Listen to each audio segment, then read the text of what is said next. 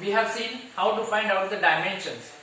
Now we will see what is the use or what are the applications of this dimensional analysis. So first application is the correctness, finding the correctness of equation which involve physical quantities like velocity, mass, acceleration, okay, any physical quantity. So how to check this? I will solve one example and you will know how to solve this. So what does this mean to find out the correctness? We have to check the dimensions of LHS and dimensions of RHS are same or not. If they are same, then equation is dimensionally correct.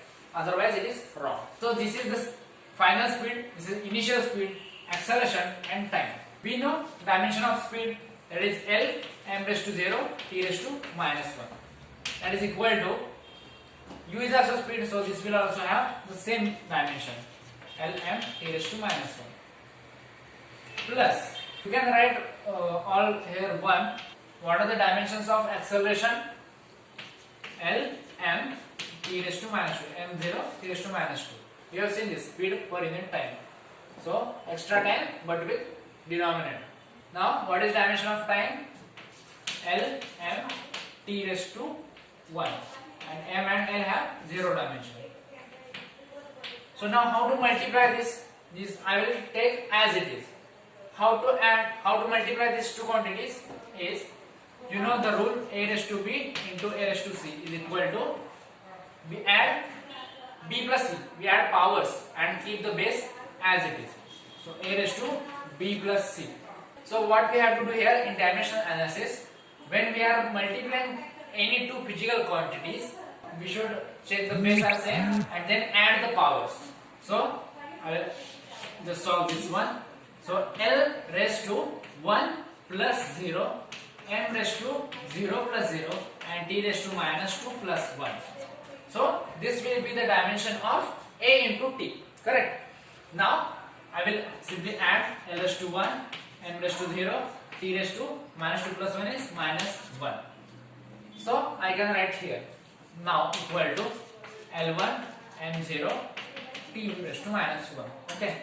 So we can keep this as it is, we can keep this as it is, and now we have to add these two terms. Or you can already see that v, u and a into t have same dimension. See here, see, all have same dimension. So we can add the quantities with same dimension and the resultant dimension is also same as the previous dimension. Means what? If I add the same dimension, I will get the same dimension. So this is L m t, L raised to 1, m raised to 0 and t raised to minus 1. So I will get the same.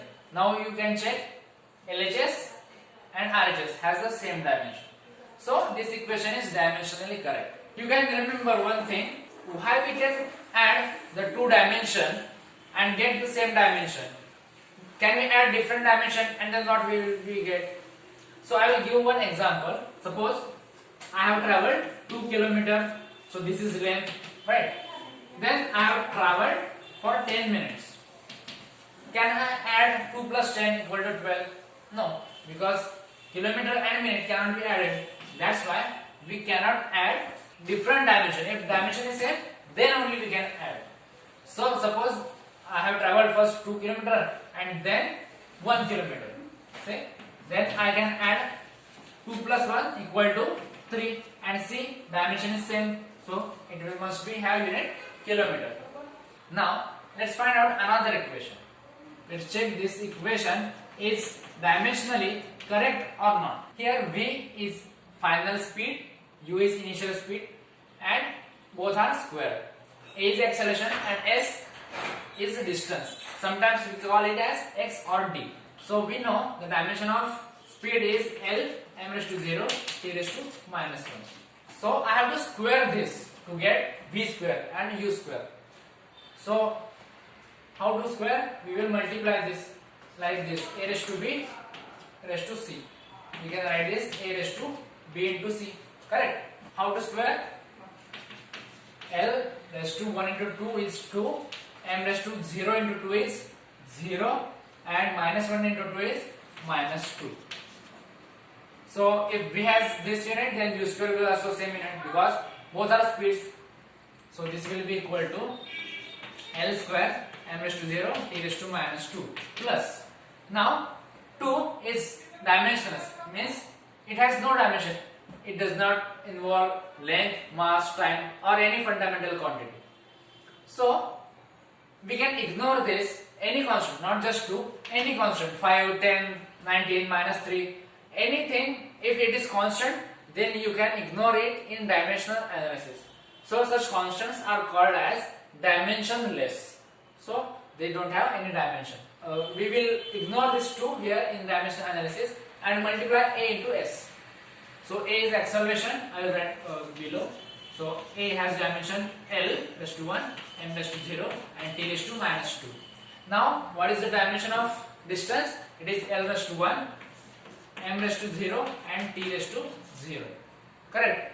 So same rule we will apply as we applied earlier. L 1 plus 1 and m 0 plus 0 t minus 2 plus 0. So this will give L2 m 0 t minus 2. Right? So check now this quantity and this quantity is same. So we can add and we get the same quantity. So now you can check this and this quantity is same. LHS and RHS have same dimension. So this equation is also dimensionally correct. Now as exercise you have to solve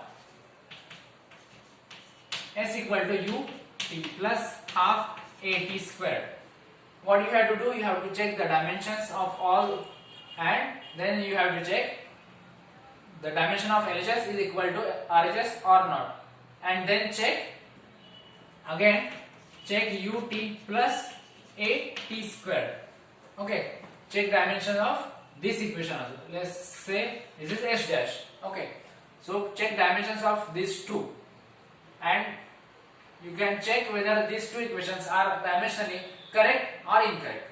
Okay, so this is as an exercise.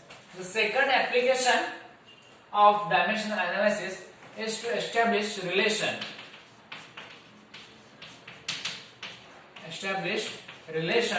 between two or more physical quantities. You know simple pendulum. Okay, let me use this as a simple pendulum. I have to check the time period of the simple pendulum. Suppose this much is the length of simple pendulum. I have to check the time period. On what quantities this time period will be dependent.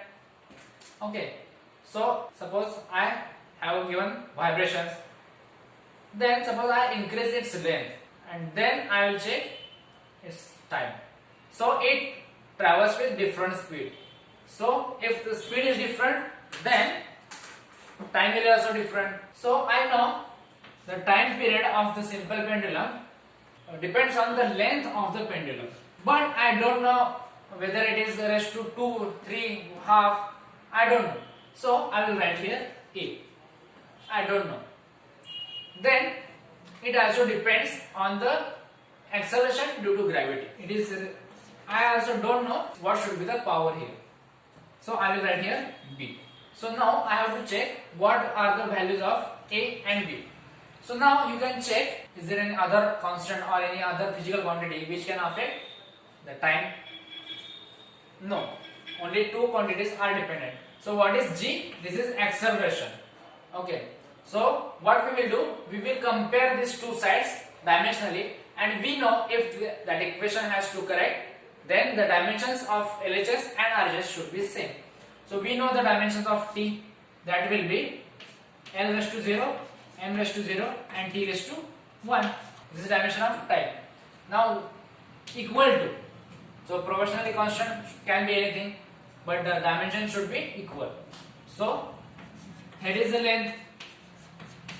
So L raised to 1, m raised to 0, t raised to 0 and power raised to A, that will remain here, into G is the acceleration. So acceleration has dimension L raised to 1, m raised to 0 and t raised to minus 2 and the whole power is B.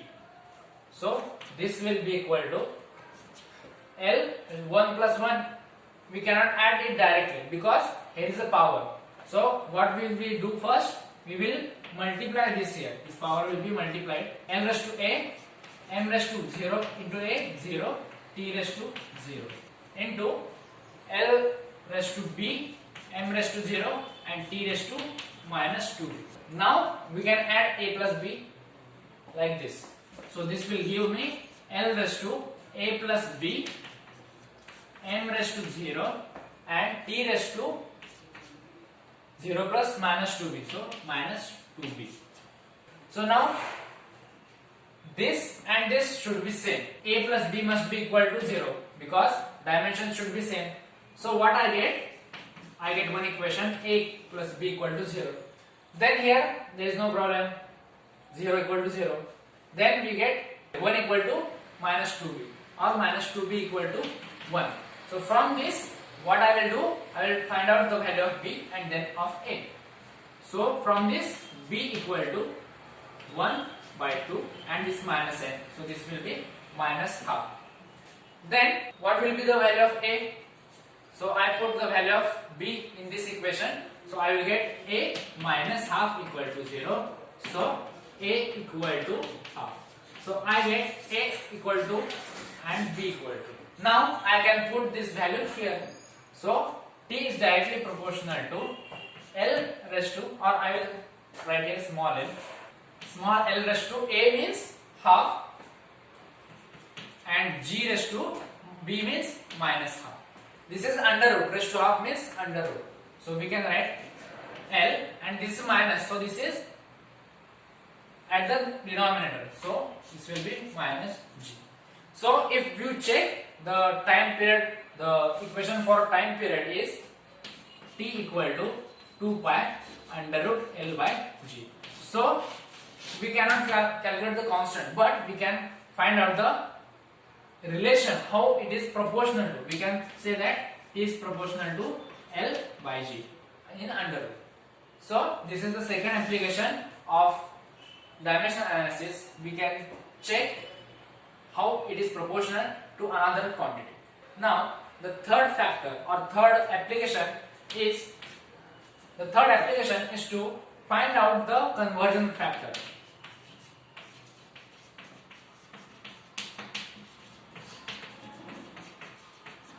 You know there are different system of unit. We have SI units, we have CGS unit. So if we have to convert one unit to another unit, system of unit, then we can use the dimensional analysis. Let's see how. The dimension of force we can calculate, and then it has SI unit equal to Newton and its CGS unit is dyne. Okay, so we will find out what is the dimension of force and then we can find out the relation between Newton and dyne. So force equal to F m into A. So m is mass, A is acceleration. So mass will have unit m raised to 1 and acceleration will have unit L1, m0 and t minus 2. So I will add them. I will multiply and add the powers. So this will give L raised to 0 plus 1 is 1, m plus 1, 1 plus 0, 1 and t raised to 0 plus 2, 0 plus this is minus 2. So here is minus 2. So what we will do, we will find out Newton into dyne. So we will, let's say 1 Newton equal to x dyne. So what we have to do to find x, we have to divide this dyne. So x equal to Newton divided by dyne. So what we have to do, we will put these dimensions here. This will be equal to L raised to 1, m raised to 1, t raised to minus 2 divided by, this will have same dimension. So if we divide it by same dimension, this will have no dimension. This will be dimensionless. So what we will do, we will separate L, m and t. How? This will be L raised to L into m raised to m divided by m, and this is t by t raised to minus 2. And now here it is SI unit in the numerator, and in denominator we have CGS unit. So here also we will do that. So SI unit of length is meter. So 1 meter divided by CGS unit is 1 centimeter into unit of mass is kilogram divided by gram. This is CGS, this is SI. Similarly for time we have second, so this will get cancelled out. As this is cancelled out, this is dimensionless, so this has power 0. So 0 raised to something, we will ignore this because 0 into minus 2 will be 0. So the power of this will be also 0. So this is dimensionless or this is cancelled out. So we will check for this. 1 meter is equal to 100 centimeter. So we will write 100 centimeter divided by centimeter. And here 1000 gram is equal to 1 kilogram. So these units will get cancelled because these are same units. So we will get, here are 2 zeros and here are 3 zeros. So this is 10 raised to 5. We get x equal to 10 raised to 5. Means we can write 1 Newton equal to 10 raised to 5 that. Now for you as exercise, you have to find the relation between units of energy, which is joule and urge. Okay, sometimes it is called urge or sometimes it is called erg. Okay, we have to find out the relation between joule and erg, and I will write the simple equation of energy. You can write mv square by 2. This is mass, this is velocity,